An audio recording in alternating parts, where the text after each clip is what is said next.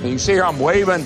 I'm a happy camper. I just won the race. And I crossed the finish line, and I'm waving to the fans, and I'm elated, and boom! She blows all to pieces. It just proves one thing. It's better to be lucky than good. Lucky than good, that definitely is a stretch. Everybody knows Junior Johnson does not play by NASCAR's rules and makes his own rules. It's widely known that that engine that Darrell Waltrip ran in that Winston race was highly illegal, and it was made to blow up right after he crossed the line. No penalties were handed out as Waltrip allegedly passed post-race inspection with a blown engine. Side draft once again. Larson, Elliott Sadler, side by side, coming into the tri-oval. Big bump. 3 wide. The big move on the inside. A huge win for Haley. Wow. Where did that run come from? In one of the most controversial finishes in NASCAR history, Justin Haley, quote-unquote, passes Kyle Larson and Elliott Sadler below the double yellow line. He crossed the finish line first, but then was disqualified because he passed them below the line. But re-looking at the video, he does not go below that yellow line. Justin Haley was robbed of his Daytona win in 2018.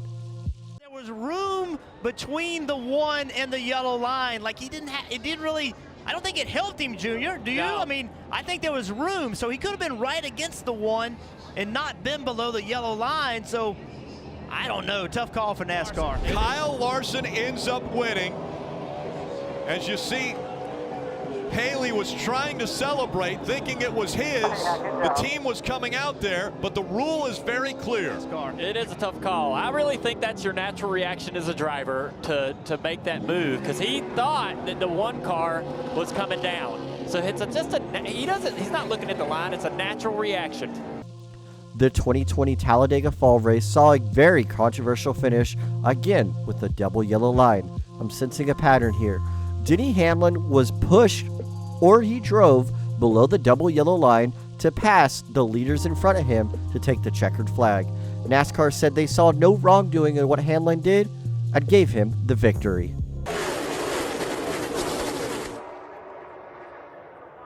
The Wood brothers and Matt DiBenedetto out front at Talladega. No organization right now. Look at this outside line. Oh, we got a car in the wall in the back straightaway. Cody Ware.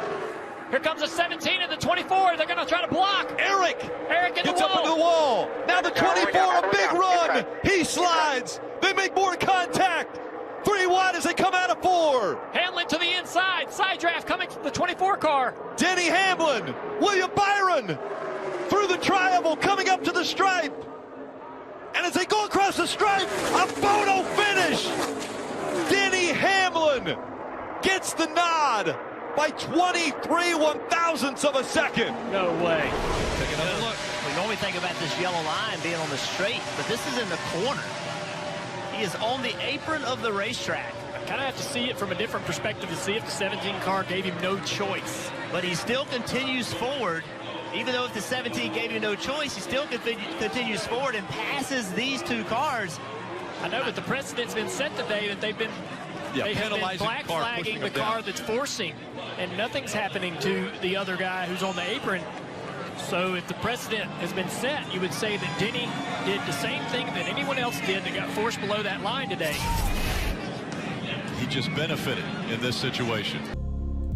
Another controversial win is Greg Biffle's 2007 Kansas race. I'm probably going to make a video on this race because this race was chaotic to say the least. Anyway, a rule in NASCAR is you must maintain speed with the pace car. If you do not, and you fail to and somebody passes you, you will lose that position. When coming to the start-finish line, Greg Biffle runs out of gas. He is then passed by several cars. But it was already the final lap, darkness was coming, and NASCAR just wanted to end the race. So they didn't care, and they continued to give the win to Greg Biffle when it should have been given to second place. You know, I've never seen a driver cross the start-finish line, then turn around and go back the other way. I think I'd have made another lap, just to make sure. Well, the field is frozen. You see all these guys moving around each other. The field has already been frozen. As long as these cars just drive across the line, they're going to freeze them where they were. Greg just pulls down and all these other guys pass him, but he's still the winner. Jerry, it's very interesting coming to the start-finish line the last time, though, I know you and the 07 were sort of interested in whether or not the 16 might be the victor.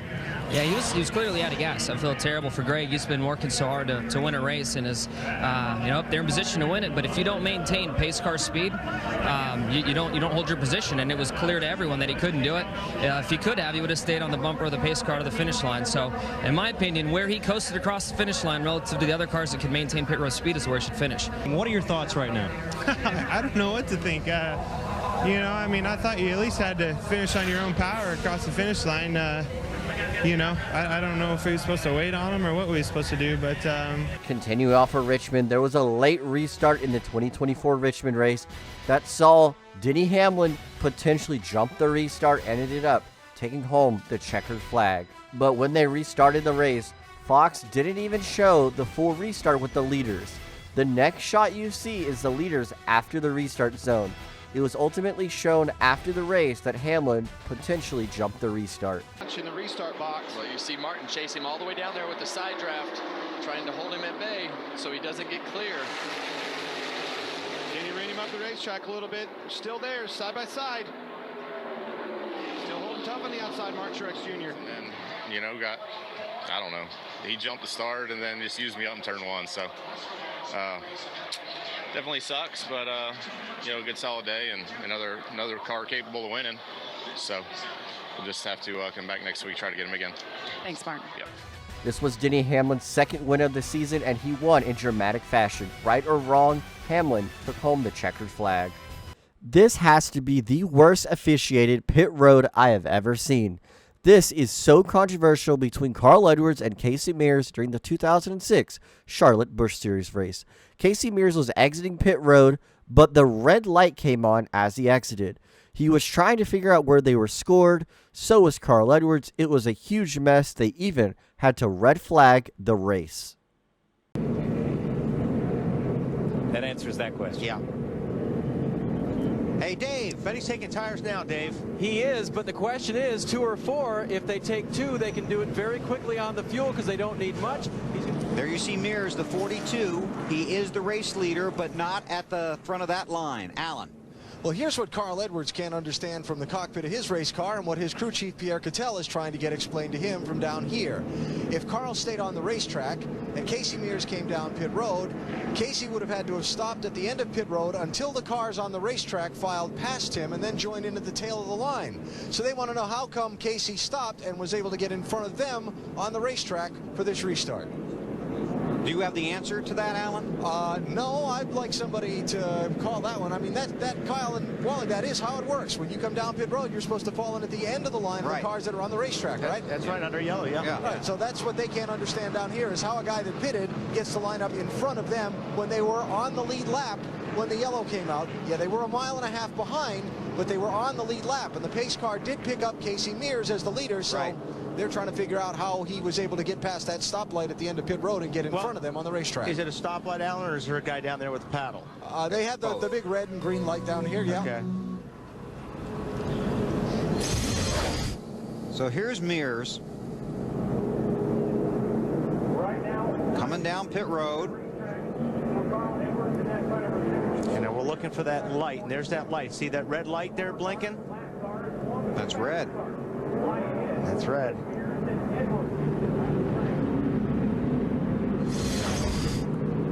And they have turned the lights back on. Yeah, NASCAR is looking at it. Yeah, they're trying to sort this out. That's why they haven't gone back to green. And there it's green. Yeah, that's not enough. Yeah, that's not enough distance to make any difference. No, and I don't know how he ends up in front of him. You got me on that one. Because technically, just like they say, if he comes down pit road, he should be back behind him. If we looked at the scoring monitor, the 60 car should be leading the race. Everybody else should be behind him. Because the 60 car was the last car, was the car that was the tail end of the lead lap right in front of him on the racetrack when the caution come out. But knowing that, But knowing that, shouldn't you? If you knew that was going to happen, then you should have stopped to put tires on. Unless the only unless comes is if Carl just loafed around the racetrack. Once the caution come out, if he just kind of took his time to get around the racetrack, then they had time to come in and out maybe. But no matter what, he should have blended to the longest line. Okay, they've said the 60 is the race leader. And obviously, Brad's not happy. A few moments later. Casey, he may have enough there. He may have enough. Oh, there. Here's and Edwards around. Caution is out. Daniel Quinn has gone around. Matt Kenseth sneaks through. Hitting the button to decide when the caution comes out is a huge controversial moment in NASCAR. It always has been and always will be. This was the problem with the 2024 Daytona 500. The biggest race of the year. Alex Bowman and William Byron were side by side when the caution came out. Ultimately, they gave the win to William Byron, but some camera shots show that Alex Bowman was in the lead.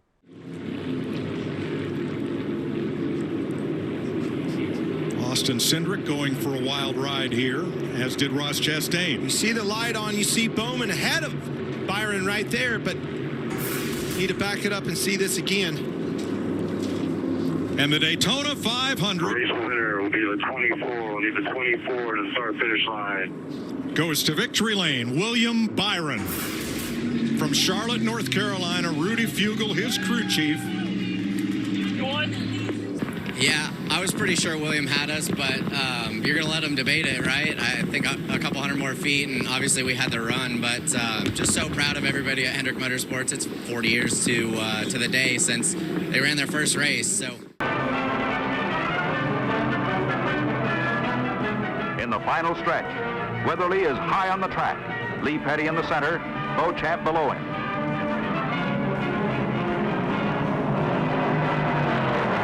The checkered flag. The race is over. Both Petty and Beauchamp clock in the identical time. 3 hours, 41 minutes, 22 seconds. Petty and Beauchamp both headed to victory lane, where Beauchamp was declared the unofficial temporary winner. Bill France put out a call for any and all photos or film of the finish. And finally, on the Wednesday after the race, this Hearst News of the Day footage confirmed that Lee Petty did, in fact, win the first Daytona 500. But Allison pulls away. Allison leads Rudd down through the S's. And Dave Marcus just ahead of Davey.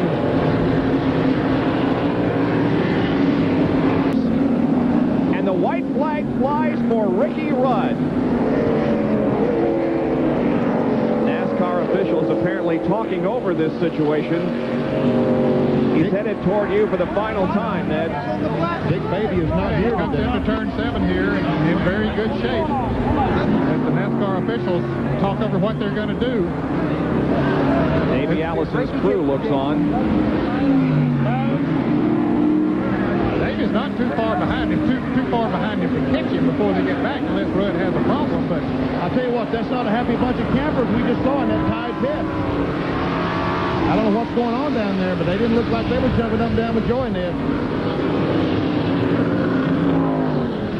Ricky Rudd brings the car once again down through the S's. This will be for the final time this afternoon. Now entering turn number 11.